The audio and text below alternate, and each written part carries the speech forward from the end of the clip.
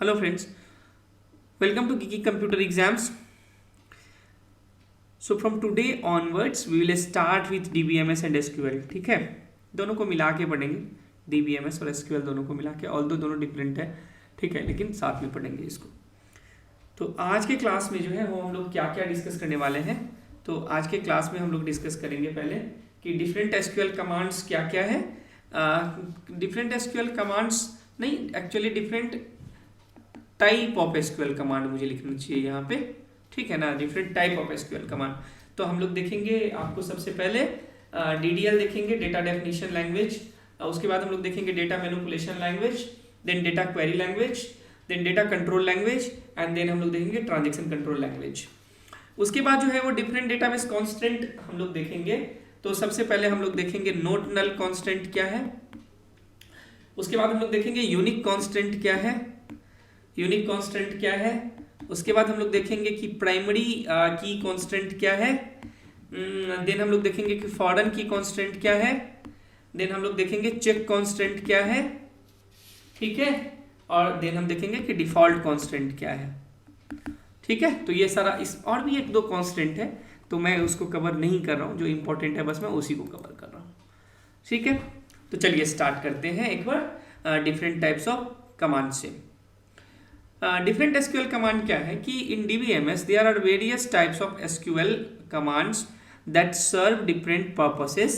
और ये है जैसे डेटा डेफिनेशन लैंग्वेज है, डेटा मैनिपुलेशन लैंग्वेज है, डेटा क्वेरी लैंग्वेज है, डेटा कंट्रोल लैंग्वेज है, एंड ट्रांजेक्शन कंट्रोल लैंग्वेज है. देखिए एग्जाम में ना क्वेश्चन कैसा आएगा कि दे देगा कि ये कमांड बताओ, दे देगा मान लीजिए कि क्रिएट टेबल कमांड जो है वो किस टाइप का कमांड है. तो मान लीजिए ऑप्शन रहेगा DDL, DML, DCL, TCL, DQL, कुछ भी, तो आपको बताना पड़ेगा. तो आइए वन बाय वन इसको डिस्कस करते हैं. डेटा डेफिनेशन लैंग्वेज क्या है कि DDL commands are used to define and manage the structure of a database. Define and manage structure of database. They include statements for creating, altering and dropping database object such as table, indexes and constant. DDL commands का example क्या क्या है. देखिए सबसे पहले है create, alter, truncate. ये तीन एग्जाम्पल है. अब क्रिएट हम लोग किस लिए यूज करते हैं, तो फॉर क्रिएटिंग डेटाबेस ऑब्जेक्ट या डेटाबेस. अल्टर क्या है, to modify existing object. Drop क्या है, डिलीटिंग ऑब्जेक्ट. और ट्रंकेट भी इसी के लिए होता है, deleting object with A structure. हम इसमें क्या करते हैं, नहीं, वो ड्रॉप होता है. डिलीट, ट्रंकेट में क्या होता है कि डिलीट सिर्फ वैल्यू होगा, और for deleting object with structure drop में हो जाता है स्ट्रक्चर, ठीक है. तो डीडीएल कमांड्स क्या क्या हुआ आपका, ये आपका हो गया create, alter, truncate and drop. चार हो गए, एक, ये दो, ये तीन और ये चार, याद रखना है. Create, alter, drop and truncate. Create, alter, drop and truncate, ये चार हो गए डीडीएल कमांड्स. डीएमएल कमांड्स क्या है कि जो डेटा को मैनिपुलेट करने में आपको हेल्प करता है. मैनिपुलेट मतलब ऑपरेशन करने में ये ना होगा, इंसर्ट करने में, डिलीट, कॉल बैक या कॉल और लॉक. तो डीएमएल कमांड्स में क्या क्या है, इंसर्ट होता है to add new rows to a table, update to modify existing table, delete to remove data from table, and call और लॉक, लॉकिंग के लिए भी इसका यूज होता है. तो ये हो गया आपका डीएमएल का. तो डीएमएल में 1, ये 2, ये 3, 4, 5, ठीक है. Insert, update, delete, call, lock, ये है हमारा डीएमएल का एग्जाम्पल. डीक्यूएल का एग्जाम्पल क्या क्या है, डेटा क्वेरी लैंग्वेज का. देखिए इसमें ना जो सबसे मेन है वो बस यही है, डीएमएल का कौन कौन सा कमांड है, डीक्यूएल में कौन कौन सा कमांड है. तो डीक्यूएल में ना बस एक ही कमांड है, वो है सेलेक्ट. जब भी हम लोग क्वेरी लिखते हैं जनरली सेलेक्ट से ये स्टार्ट करते हैं, तो ऐसे भी याद रहेगा, लेकिन सेलेक्ट फॉल करता है किसमें, डीक्यूएल में, ठीक है ना. तो DQL commands are used to retrieve data from a database and they are used for querying the database to retrieve a specific information. The primary DQL command is select, which is used to retrieve data from one or more table based on a specific criteria. DQL select हो गया. DCL क्या है, तो DCL में होता है command and revoke. DCL में क्या होता है, कमांड एंड रिवोक, ठीक है. DCL command are used to control access to data within the database and they are typically used to grant or revoke permission to users and roles. DCL में क्या होता है? सबसे पहले DCL में दो होता है, एक हो गया ग्रांट और एक हो गया रिवोक, ये याद रखना है आपको, ठीक है। किस लिए यूज होता है ये पता रहे तो और बढ़िया है। ग्रांट मतलब क्या, आप किसी को राइट ग्रांट करोगे, रिवोक मतलब छीन लोगे वो राइट, ये है अपना DCL। अब TCL क्या है? Transaction control language. तो इसमें देखिए जो जो इंपॉर्टेंट पॉइंट है, एक कमिट कमांड होता है, रोल बैक कमांड होता है, सेव पॉइंट होता है, 1 2 and 3, ये इंपॉर्टेंट है, ठीक है। इसमें कितने थे? इसमें भी 1 and 2। इसमें कितने थे? इसमें बस एक ही था, ठीक है। इसमें भी 1 2 3 4 5, ठीक है। चलिए पहले एक बार इसको कंप्लीट करते हैं, फिर रिवाइज भी। कॉन्स्टेंट आ गया तो चलिए एक बार इसको रिवाइज कर लेते हैं क्या क्या है। देखिए हम लोग पढ़ रहे थे DDL DML DCL पढ़ रहे थे ना। चलिए एक बार रिवाइज करते हैं कि यहाँ पर जो है वो कौन कौन है। तो DDL में कौन कौन सा कमांड था, रुकिए इसको हटा देते हैं, एक बार याद कर लेते हैं। DDL में क्या क्या था? DDL में हमारा था एक क्रिएट पढ़ा हमने, और क्या पढ़ा? एक अल्टर कमांड था, और एक कौन था? ड्रॉप, और एक था ट्रंकेट, ठीक है। DML में कौन कौन से कमांड थे? DML में क्या क्या था? एक इंसर्ट अपडेट डिलीट, इंसर्ट, ये एक था अपडेट, एक था डिलीट, और हमने और देखा था कॉल और लॉक भी इसी का एग्जांपल है। DQL में बस एक ही था ना। DQL में कौन था? सेलेक्ट था बस, सिंगल, लेकिन ये सिंगल सबसे बड़ा है क्योंकि हर कमांड में हम इसका यूज करते हैं, ये याद रहेगा। और DCL में हमने क्या क्या पढ़ा? DCL में हमने दो पढ़े थे, ग्रांट और रिवोक, ये भी याद रहेगा, ग्रांट और रिवोक। देखिए जब भी डेटा कंट्रोल लैंग्वेज की बात करें तो कंट्रोल कैसे करोगे आप? डेटाबेस में कंट्रोल ऐसे ही ना करोगे, किसी को कुछ राइट दोगे, किसी को कुछ रिवोक कर लोगे, तभी ना कंट्रोल रहेगा, ठीक है। कंट्रोल के लिए क्या होता है? कंट्रोल मतलब राइट, राइट मतलब क्या? ग्रांट और रिवोक, तो ये याद रहेगा। और TCL में क्या कमांड्स थे? TCL में एक था आपका कमिट, दूसरा था रोल बैक, और क्या था? सेव पॉइंट, और क्या था? बस यही था, और तो इसमें कुछ था नहीं,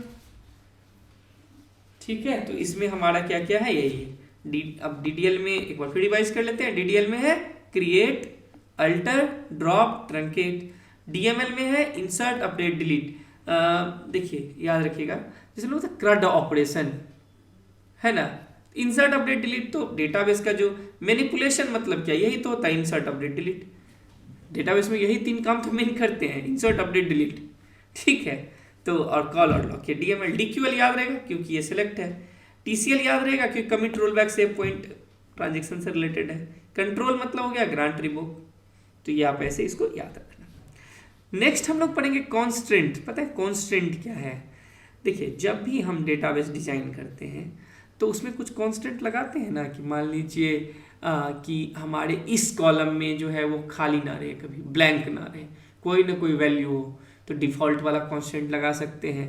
मेरा मन है कि उस टेबल में, उस कॉलम में 10,000 से ज़्यादा का ही वैल्यू जाए, तो आप चेक लगा सकते हो। उसके बाद क्या है कि मान लीजिए आपका प्राइमरी की है वो नल ना हो, तो प्राइमरी की कांस्टेंट लगा सकते हो। फिर फॉरेन की कांस्टेंट लगा सकते हैं, नोटनल कांस्टेंट लगा सकते हैं। तो ये सब क्या है? हमारा डिफरेंट कांस्टेंट है, ठीक है, ठीक है। आइए अब वन बाय वन इसको ना डिस्कस करते हैं। सबसे पहले हम लोग देखेंगे नोटनल कांस्टेंट। तो नोटनल कांस्टेंट क्या बोलता है कि a column can not have a null value. A notional constant ensure that a column cannot have null missing value. It enforces that a value must be provided for that column when inserting a new row. नोटनल लगा देंगे तो आप जब डालोगे तो error डालने लग जाएगा, एरर आने लग जाएगा, मतलब आपको उसमें कुछ ना कुछ वैल्यू देना पड़ेगा। तो नोटनल कांस्टेंट हो गया। यूनिक कांस्टेंट क्या बोलता है? All value in a column are different. A unique constant ensure that the value in the specified column are unique. But unlike a primary की इट अलाउज नल वैल्यू। बहुत बहुत बहुत बहुत इंपॉर्टेंट है ये वाला पार्ट, कि अब आपके दिमाग में भी आएगा ना कि अरे प्राइमरी की में भी तो यही होता है, ठीक है। तो यूनिक कांस्टेंट और प्राइमरी कांस्टेंट में क्या डिफरेंस रहा? तो एक चीज याद रखना कि unique constant null value accept करता है, प्राइमरी नहीं करता है। ठीक है, यूनिक कांस्टेंट समझ में आ गया। ठीक है, कि स्पेसिफाइड कॉलम में हमेशा यूनिक वैल्यू होना चाहिए। प्राइमरी की कांस्टेंट क्या है कि combination of not null and unique दोनों काम करता है यहाँ, कि एक combination of a not null and unique identify each row in a table. A primary key is a unique identifier of each row in a table. It ensure that no two rows have the same value in the primary column. This constraint is used. एक बात बताओ simple, आप लोग बचपन से फिर मैं बोलूंगा पढ़ते आ रहे होंगे, टेबल बनाते हैं, टेबल में प्राइमरी की किसको बनाते हैं, मान लो यूजर टेबल है, मैं हमेशा यूजर टेबल लेता हूँ कि कोई भी प्रोडक्ट आप प्रोजेक्ट बनाए होंगे ना, यूजर टेबल तो होगा ही होगा। तो मोबाइल नंबर को बना दिया या ईमेल आईडी को बना दिया, जो यूनिक रहेगा हमेशा। ठीक है ना, तो प्राइमरी की कांस्टेंट बोलता है क्या कि नोट नल और यूनिक दोनों के कॉम्बिनेशन, आपका कॉलम जो होगा वो नोट नल भी नहीं रहेगा और यूनिक भी रहेगा, दोनों चीज होगा। और यही चीज क्या था इसमें यूनिक में कि नोट नल एक्सेप्ट कर रहा था ये। फॉरेन की कांस्टेंट मैंने इसमें आज का जो ऑब्जेक्टिव टाइप क्वेश्चन जाएगा उसमें भी बताया हुआ है। फॉरेन की कांस्टेंट क्या बोलता है ना कि मान लीजिए यहाँ पर भी बना लेते हैं कि एक मान लीजिए डिपार्टमेंट का आईडी है ये, और ये डिपार्टमेंट का नेम है 1 2 आईडी है, ये एचआर हो गया, ये आईटी हो गया। अब मान लीजिए मैं एम्प्लॉय टेबल बनाता हूँ। ठीक है, एम्प्लॉय टेबल बनाता हूँ, तो ये एम्प्लॉय का नेम है, मान लीजिए एम्प्लॉय का नेम आ जाएगा। नहीं, इसको ना ये मान लेते हैं, सीरियल नंबर मान लेते हैं। ओह चलिए कोई नहीं, ये जो है वो सीरियल नंबर आ गया, एसआर नंबर, ये हो गया एम्प्लॉय का नेम ई नेम। ठीक है, और ये हो गया डिपार्टमेंट आईडी। ठीक है, तो सीरियल नंबर 1 2, एम्प्लॉय का नेम मान लीजिए XYZ है या फिर ABC है, तो XYZ में डिपार्टमेंटल आईडी मान लीजिए दे दिए कि XYZ ना IT में काम करता है, तो ये 2 दे दिए और इसको 1 दे दिए कि HR में काम करता है। मतलब समझिए ये जो है आपका ये वाला ये कॉलम है प्राइमरी टेबल। ठीक है, ये है प्राइमरी टेबल, और ये वाला जो टेबल है ये है फॉरेन की, ये है फॉरेन की, मतलब जो जो वैल्यू यहाँ पे ना वही आएगा। अब क्या है कि XYZ को मैंने डिपार्टमेंटल आईडी 2 दिया है, 2 का मतलब IT में काम करता है, ABC को 1 दिया है यानी वो HR में काम करता है। लेकिन यदि 1 को मैं 4 कर दूं, यहाँ पर तो 4 है ही नहीं, कोई डिपार्टमेंट एग्जिस्ट ही नहीं करता, तो फॉरेन की कांस्टेंट का वायोलेशन हुआ ना। फॉरेन की कांस्टेंट क्या बोलता है, आप वही वैल्यू दोगे फॉरेन की में जो प्राइमरी की में, यानी ये फॉरेन की जिसको भी रेफर कर रहा हो दूसरे टेबल में फॉर प्राइमरी की में, वहां पर वो वैल्यू एग्जिस्ट होना चाहिए, है ना। देखिए, prevent action that would destroy links between table. मान लीजिए 4 दे देंगे तो कौन सा लिंक बनेगा, 4 तो यहाँ पे कहीं है ही नहीं, खत्म, है ना। तो फॉरेन की constant, a foreign key establishes a relationship between two table.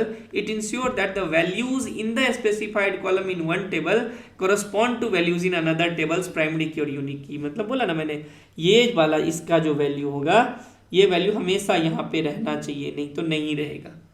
2 4 दिए, लेकिन 4 तो यहाँ है नहीं, यहाँ पे 1 दे सकते हैं या 2 दे सकते हैं, यदि नहीं देंगे तो वायलेशन हो जाएगा। तो फॉरेन की कांस्टेंट बोलता है कि आप जिस, मान लीजिए फॉरेन की जो बनेगा तो यही प्राइमरी की वाला नहीं, ये प्राइमरी की जो यहाँ पे जो ये आपका प्राइमरी की है एक्चुअल में, डिपार्टमेंट आईडी ये यहाँ पे आया, डिपार्टमेंट आईडी ना लिखा है, ये डिपार्टमेंट आईडी है ना, तो ये यहाँ पर जो वैल्यू है वो इसको यहाँ पे रहना चाहिए, यदि नहीं है तो फॉरेन की का वायलेशन हो गया। ठीक है, आइए नेक्स्ट। चेक कांस्टेंट क्या बोलता है कि आपके कॉलम में जो वैल्यू दिया हुआ है वो स्पेसिफिक कंडीशन यदि आप कुछ लगाए हुए हैं तो उसको वो क्या करे, ओबे करे। जैसे defines a condition that must be met for data to be valid. अब मान लीजिए कि आपने एक एज का कॉलम बना लिया, मान लीजिए कि एज का कॉलम है, मान लीजिए एक यूजर टेबल है, यूजर टेबल में मेरा 3 कॉलम है, एक है नेम, एक है सैलरी, एक है एज। अब मान लीजिए कि एज में तो हम ये ना एक्सपेक्ट करें इंटीजर टाइप ही लिखे, मान लीजिए इंटीजर टाइप लिखे। अब कोई आके 1 लिख देगा, मान लीजिए कि उसका एज है 21, तो TWENTY तो हम नहीं मानेंगे, हम तो बोलेंगे 21 लिखो, तुम ऐसे स्ट्रिंग में मत लिखो। तो चेक कांस्टेंट यही करता है कि जो भी कंडीशन आपने लगाया है कि if this column age will accept only integer value, then the check constraint will ensure that people और user will enter only integer value, या this column will not accept any value other than integer. ठीक है, तो it can be use to restrict the range of value that can be inserted. Range of value मतलब मैं तो दिखा रहा था कि टाइप पे मैंने चेक लगाया, आप वैल्यू पे चेक लगा सकते हो, ठीक है ना। तो चेक कांस्टेंट यही है कि किसी भी कॉलम में जब डेटा जाएगा तो उसको एक बार चेक करेगा, प्रोवाइडेड कंडीशन जो भी होगा उसके बेस पे।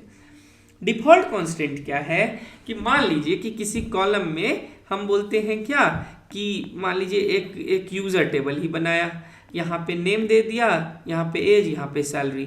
अब मैं बोलता हूँ क्या कि किसी का भी मान लीजिए XYZ ABC है, एज 23 24, सैलरी 10,000 और यहाँ पे मैंने कुछ नहीं दिया, तो हम बोलते हैं क्या कि जहाँ पे ब्लैंक रह जाए ना, मतलब डिफॉल्ट वैल्यू जो इसका होगा वो होना चाहिए 10,000 रुपये। यानी यदि किसी ने सैलरी नहीं इंसर्ट किया है तो बाय डिफॉल्ट 10,000 मिलेगा, मतलब वहाँ पे वैल्यू होना चाहिए, ठीक है। अब जैसे मान के चलिए डिफॉल्ट कांस्टेंट में एक बात बताइए कि आपने ना एक फील्ड बनाया हुआ है, इसी में एक फील्ड कि employ having mobile number status yes या नो, तो हम बाय डिफॉल्ट बोलते हैं सब में यस डाल दो। यदि अब मान लीजिए यदि किसी के पास नहीं है एक्सप्लिसिटली तो वो नो डालेगा, नहीं तो यस ही रहेगा। डिफॉल्ट वैल्यू मतलब सिंपल समझिए, यदि किसी कॉलम में आपने वैल्यू नहीं दिया है, ठीक है, तो उस कॉलम में वो डिफॉल्ट वैल्यू रहेगा, नहीं तो आप जो दोगे वो रहेगा। डिफॉल्ट वैल्यू का यही मतलब है कि if no value is specified sets the default value for a column, if no value specified a default value constant specifies a default value for a column, if a value is not provided during insert operation the default value is used. तो default constant रहेगा, याद रहेगा, है ना। तो ये हमारा class जो आज का है वो कंप्लीट होता है इस दोनों टॉपिक पे। कल फिर एक नया टॉपिक के साथ हम लोग डिस्कस करेंगे। और आप लोगों के लिए जस्ट एक रिमाइंडर है, सजेशन है कि आप यदि प्रिपरेशन अच्छे से करना चाहते हैं तो आप ऐप डाउनलोड करिए, वहाँ पे MCQ लेक्चर वीडियो और लेक्चर PDF आपको मिलेगा। ये अपना फ़ोन नंबर है, व्हाट्सअप नंबर भी यही है, मैसेज ड्रॉप करिए, बात करना है, पूछना है कुछ तो आप पूछ सकते हैं, ठीक है। और थैंक्स फॉर वॉचिंग। यदि आपने अभी तक सब्सक्राइब नहीं किया है तो सब्सक्राइब कर लीजिए, टेलीग्राम चैनल को ज्वाइन करिए लेटेस्ट अपडेट के लिए। अपना ये ऐप जो है एंड्रॉयड iOS दोनों के लिए है, फ़ोन नंबर पहले ही बता दिया हुआ है आप लोगों को। और आप लोगों को यदि कंटेंट अच्छा लग रहा है तो आप अपने सोशल मीडिया चैनल पे प्लीज़ शेयर करिए। Thank you, thanks again, thank you.